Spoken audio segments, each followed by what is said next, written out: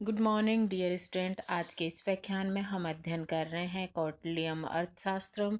तो कौटिल्य अर्थशास्त्र के प्रथम अध्याय के द्वितीय अधिकरण को हम पढ़ रहे हैं। द्वितीय अधिकरण में आज 24वां प्रकरण हम प्रारंभ करने जा रहे हैं। तो देखिए 24वां जो प्रकरण है उसको हम पढ़ना प्रारंभ करते हैं।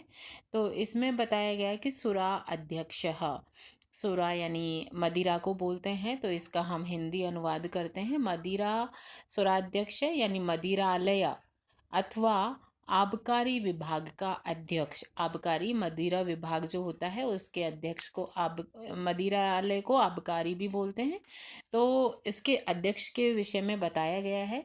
तो इस विभाग में बताया गया है कि दुर्ग, जनपद एवं छावनी आदि में यथा योग्य मदिरा की व्यवस्था करनी चाहिए।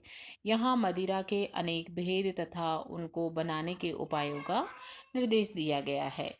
और नेक्स्ट जो है प्रकरण उसमें है सूना अध्यक्ष है। सूना यानी वधशाला का अध्यक्ष। तो इसको देखते हैं कि वधशाला के अध्यक्ष का क्या कार्य होता है, इसमें क्या बताया गया है। तो इस वर्ग में जंगल, आश्रम को हानि पहुंचाने, प्राणियों की हत्या करने वालों को दंड का विधान, अवैध पशुओं का विवेचन तथा कसाई खाने में मारे गए पशु के गंदे मांस को बाजार में न बेचने के निर्देश दिए गए हैं। यानी वधशाला के अध्यक्ष के क्या नियम हैं, क्या उसके उद्देश्य हैं, उनके ऊपर इसके अंतर्गत प्रकाश डाला गया है। और नेक्स्ट हम देखते हैं गणिका अध्यक्ष।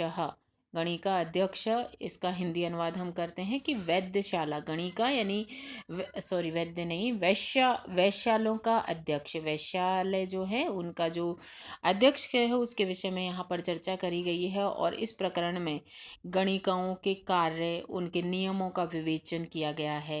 यानी कौटिल्य ने हर कार्य को नीति से या नियम से, राजनीति से चलाने के जो नियम बताए गए हैं, तो वो प्रत्येक व्यक्ति के अपने कार्य होते थे, उनके ऊपर प्रकाश डाला है। तो यहाँ वैश्यालय जो है, तो वैश्यालय में गणिकाओं के क्या कार्य हैं, उनके नियम क्या हैं, और शत्रुओं को विषय वासनाओं में फंसाने के लिए भी राजा गणिकाओं का उपयोग किया करते थे। तो उनको किस तरह से उसका उपयोग करना चाहिए, इस विषय में यहाँ पर प्रकाश डाला गया है।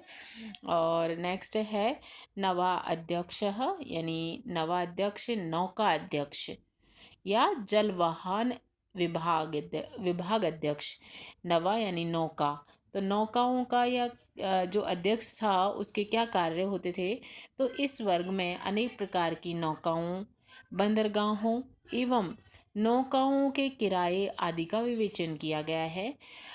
तथा मल्लाहों की अनवध अनवधानता से डूबी हुई नौका में मृत व्यक्तियों का हर जाना भी नवा अध्यक्ष को पूरा करना चाहिए। यानी जो नौका से संबंधित कार्य करते हैं तो उनके लिए नौका अध्यक्ष के क्या कर्तव्य हैं, उसके ऊपर विशेषतः इसमें प्रकाश डाला गया है। और जो इसके अगला है वो है गौ अध्यक्ष। गौ यानी गाय आदि पशु विभाग का अध्यक्ष। इस वर्ग में गाय, बैल आदि के प्रकार, उनकी भोज्य सामग्री, आहार व्यवस्था आदि का विवेचन किया गया है। नेक्स्ट है अश्व अध्यक्ष। तो जैसे गौ अध्यक्ष है तो उसी तरह से अश्व यानी अश्वशाला का अध्यक्ष। अश्वशाला यानी घोड़ों को जहाँ पर रखते हैं तो उनका जो अध्यक्ष है उसका।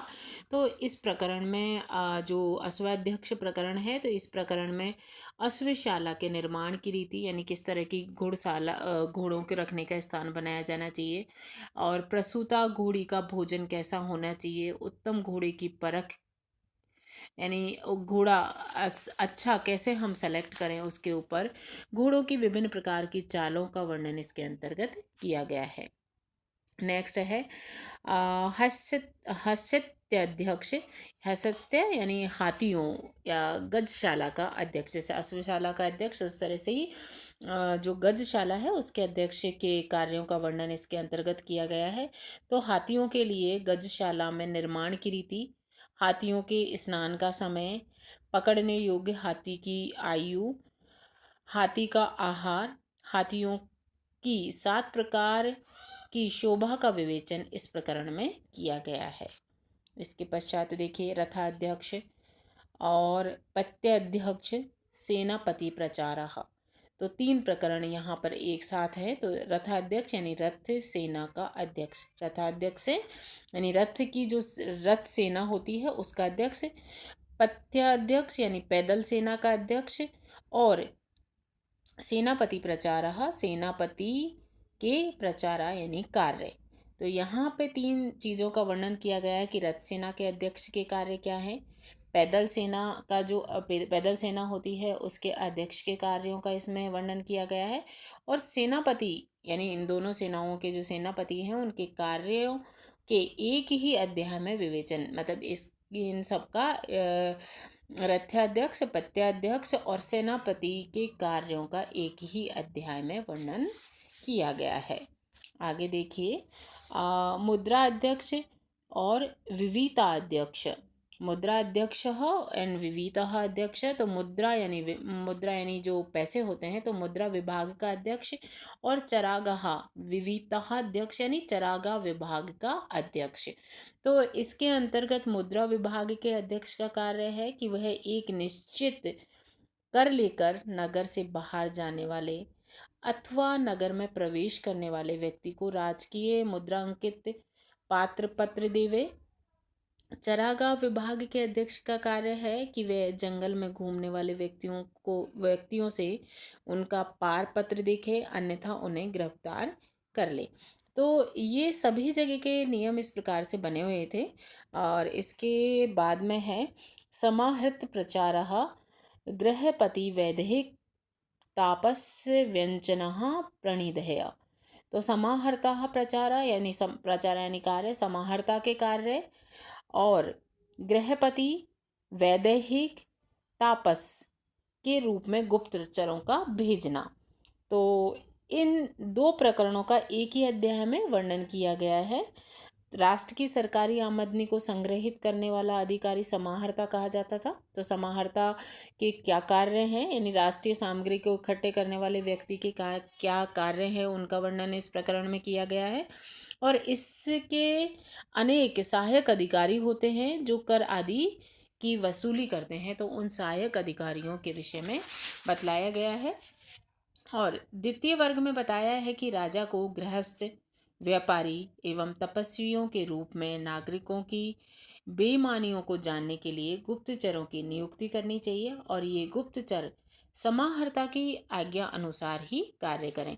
तो राजा को किस तरह के गुप्तचरों की व्यवस्था करनी चाहिए, तो उन गुप्तचरों के विषय में, और ये गुप्तचर समाहर्ता के आज्ञा अनुसार कार्य करें, इस विषय पर प्रकाश डाला है। एक अंतिम है नागरिक प्रणिधि, ये मैंने आपको इसकी स्लाइड नहीं दी है। तो नागरिकों के कार्य, तो इस वर्ग में नागरिकों के कर्तव्य और उनका उल्लंघन करने वालों को दंड का विधान दिया गया है। तो इस प्रकार से यहाँ पे इत्य अध्यक्ष प्रचारी ही द्वितीयम अधिकरणम। तो यहाँ हमारा प्रथम अध्याय का द्वितीय अधिकरण खत्म हो गया है, समाप्त हो गया है। इसके पश्चात हम नेक्स्ट जो हमारे व्याख्यान है उसमें तृतीय प्रकरण को हम पढ़ना प्रारंभ करेंगे। तो आज के इस व्याख्यान में इतना ही। धन्यवाद।